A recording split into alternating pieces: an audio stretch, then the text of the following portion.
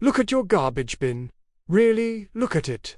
The broken glass jar, the worn-out rubber boot, the cracked plastic container, the tangled wire, the cardboard box, the metal tin, the strip of fabric cut from a shirt beyond repair. Modern people see waste. 11 items with no future, scheduled for collection, destined for a landfill.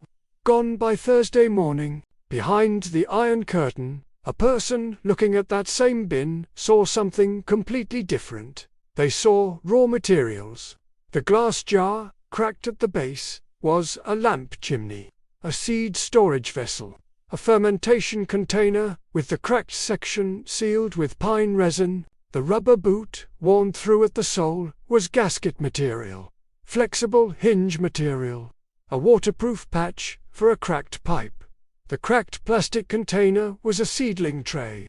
A water collection vessel after the crack was sealed with a strip of melted plastic. The wire was electrical conductor, binding material. The structural element of a repair that had been waiting for exactly this gauge of metal. The tin was a stove component, a lamp body, a measuring vessel, a mold for casting. Nothing in that bin was waste. Every object in it was a resource that had not yet been assigned its next purpose. This is not sentimentality about simpler times. This is a systematic engineering philosophy developed under conditions of absolute material scarcity, conditions where the supply chain delivered nothing that was not officially allocated, where nothing was manufactured for household purchase, and where the family that could not extract additional value from spent materials went without. It is the most efficient materials management philosophy ever developed by ordinary people, and it is sitting in your garbage bin right now. Stay with me, because number 5 on this list is the most systematic and the most overlooked Iron Curtain material reclamation technique. A method that extends the functional life of a material most people throw away after a single use by a factor of 10. Requires no tools, and has been practiced continuously in Eastern European households since before the Soviet era. Let's begin. Number 1. Glass, the universal vessel. Glass is one of the most versatile materials ever produced at industrial scale. It is chemically inert. It does not react with the substances stored inside it. It does not impart flavor, odor, or contamination to food, liquid, or any other material. It is transparent, allowing the inspection of contents without opening. It can be sealed, it can be heated, it can be cut. And behind the Iron Curtain, it was treated accordingly. No glass container entered the garbage stream voluntarily. Every jar, every bottle, every broken glass object was assessed for its next application before any disposal decision was made. Intact jars and bottles, the primary food preservation containers of the Iron Curtain household. Fermented vegetables, preserved fruit, dried herbs, rendered fat, seeds, medicines, tinctures. A household that accumulated 50 glass jars over several years had the foundation of a complete food preservation system that required no purchased packaging. Cracked jars. The crack does not disqualify the vessel from many applications. A jar cracked at the base holds dry goods perfectly. The crack is a structural weakness under hydrostatic pressure under the weight of a liquid column. For dry storage, it is irrelevant. For seedling propagation, where drainage is desired, a base crack is advantageous. Broken glass, assessed by fragment size. Large flat fragments were cut and shaped for window repair. The skill of scoring and snapping glass to size was universal in Soviet households because glazers were not available for every small breakage. Medium fragments were collected for path security. Fine fragments saved for abrasive applications. The bottle with its bottom removed became a lamp chimney. The jar with a hole punched in the lid became the oil lamp reservoir. Nothing broke. Everything changed shape. Number 2. Rubber, the universal seal. Rubber degrades, it hardens, cracks, loses elasticity and sealing properties. This is why rubber products are discarded. But the rubber is not spent. It has changed properties. Hardened rubber that has lost its sealing elasticity has gained structural rigidity. A different material with different applications. Not better or worse, different. Behind the Iron Curtain, the rubber boot that was too cracked and rigid to keep water out was cut into gaskets. Not soft, flexible gaskets for dynamic sealing applications. Hard, compressed gaskets for static joints that needed dimensional accuracy and chemical resistance, not elasticity. The material that made it useless for footwear made it functional for this new application.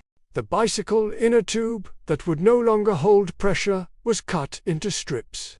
The strips were used as elastic binding material, as hinge material for lightweight applications, as the wick-holding component of a fat lamp, as the tensioning element of any system requiring elastic force. The car tire tread section, the part most resistant to wear, the part that outlasts the rest of the tire by years, was cut into boot soles. The same material that was designed to grip road surfaces under the full weight of a vehicle is extraordinarily durable as a walking surface for human weight. Soviet cobblers knew this. Every worn tire on every Soviet road was assessed before disposal by anyone who could see the remaining tread and had the tools to cut it. Nothing in the rubber waste stream was waste. It was unsorted raw material. Number 3. Metal, wire, and sheet, the universal structure. Metal is the most recoverable material in any waste stream. It does not degrade on a human-relevant timescale. It does not rot, dissolve, or biodegrade. Rust is a surface process that can be arrested and reversed.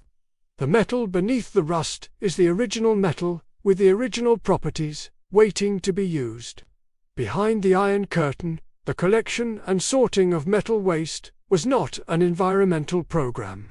It was a survival infrastructure. Wire of every gauge was collected, sorted by diameter and material type, and stored in organized coils. The specific gauge of wire determined its application. Fine wire for electrical connections and binding. Medium wire for structural ties and tensioning.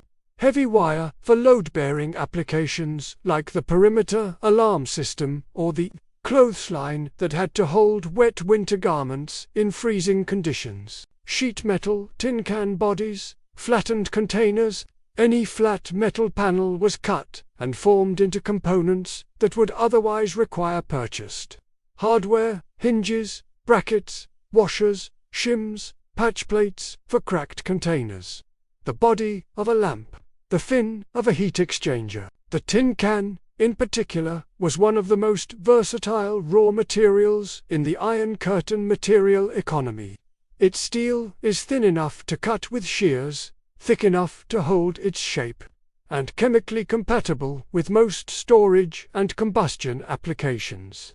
The rocket stove in the heating video, the fat lamp in the lighting video, the water filter body in the water purification video, all of them began as tin cans. A Soviet household that saved every tin can for 1 year accumulated enough sheet steel to build every small metal component it would need for the following 2 years.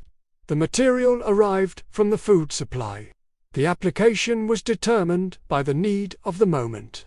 Stop here. Count the metal, rubber, and glass items in your garbage right now. Every one of those items has at least one additional application in the Iron Curtain material system. Most have 3 or 4.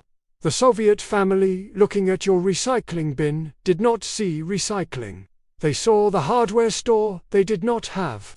Write in the comments, what is the most useful thing you have ever made from something you would normally have thrown away? Number 4. Textile, the permanent raw material. Fabric does not end at the garment. The garment ends. The fabric continues. This is the principle that every pre-industrial textile culture understood and that the industrial era deliberately obscured, because a culture that understands fabric as a permanent raw material, rather than a disposable product, does not purchase new garments at the rate the textile industry requires. Behind the Iron Curtain, the fabric life cycle extended far beyond the garment life cycle. A worn shirt that could no longer be worn was not discarded. It was assessed.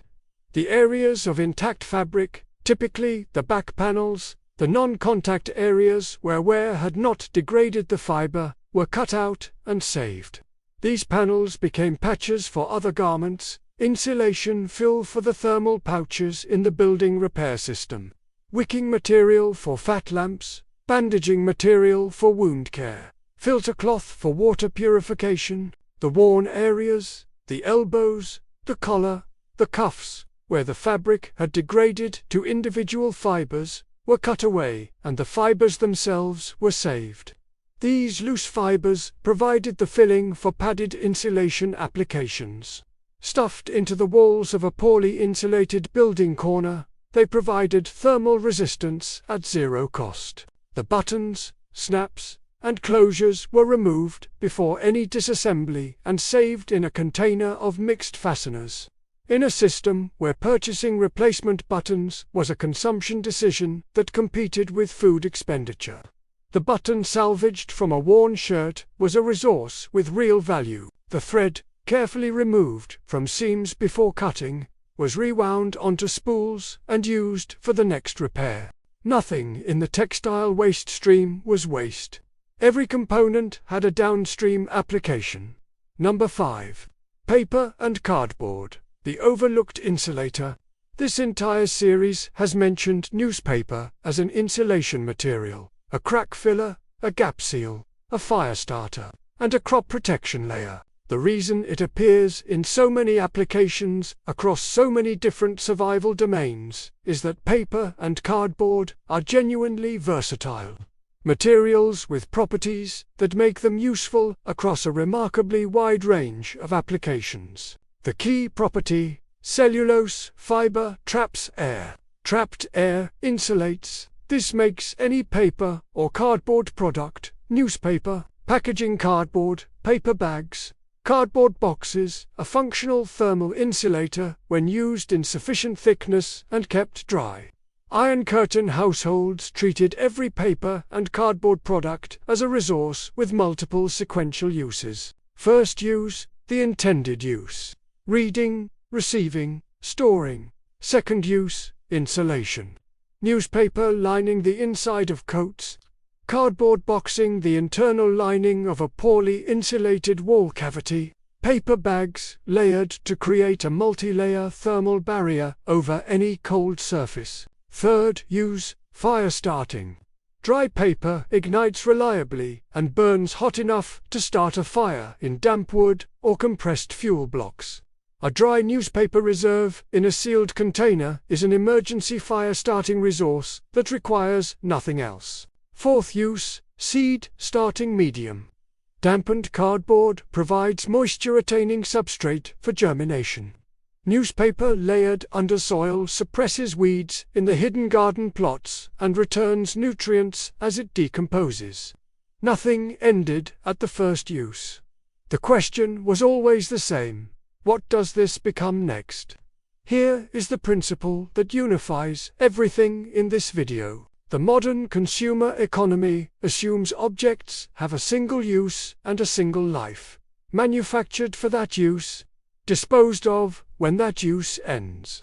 This assumption generates enormous profit for the companies selling replacements, and enormous vulnerability for households that depend on a continuous supply that can be interrupted. Behind the Iron Curtain, the supply was continuously interrupted. The household that could not function without new goods could not function. Full stop. The households that continued functioning had internalized one question. What does this become next? The glass jar becomes a fermentation vessel. The rubber boot becomes gasket material. The wire becomes an alarm system. The worn shirt becomes insulation. The newspaper becomes warmth. Look at your garbage bin again. It is full of the next version of the things you need. You just need to ask the question,